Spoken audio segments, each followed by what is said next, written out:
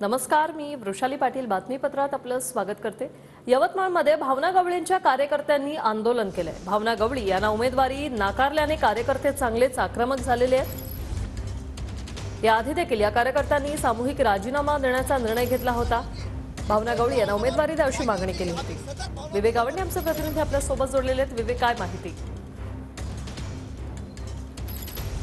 वृषाली, भावना गवळींच्या उमेदवारीच्या संदर्भाने कार्यकर्ते जे आहेत ते नाराज झालेले आहेत आणि यवतमाळ शहरातील दत्त चौक परिसरामध्ये कार्यकर्ते जे आहेत ते आक्रमक झालेत। आपण पाहू शकतो कशा पद्धतीने संपूर्ण भावना गवळी समर्थक जे आहेत ते या ठिकाणी एकवटलेले आहेत आणि नारेबाजी जे आहेत या ठिकाणी करतायत। भावना गवळीच्या समर्थनार्थ या ठिकाणी घोषणाबाजी करतात। आपल्यासोबत उमाकांत पापीलवार आहेत, जिल्हा प्रमुख। तुम्ही का आंदोलन करताय? भावना गवळींची उमेदवारी या ठिकाणी कापण्यात आलेली आहे। राजश्री पाटलांच्या नावाच्या संदर्भाची शक्यता जी आहे ती वर्तवली जात आहे। तुम्ही आंदोलन करताय, काय सांगा?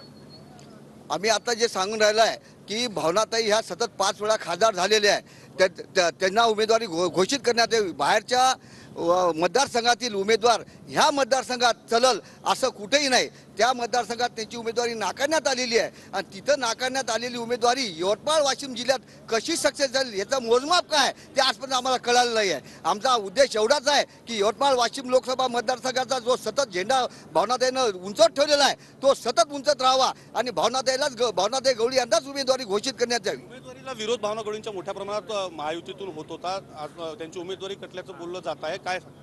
या ठिकाणी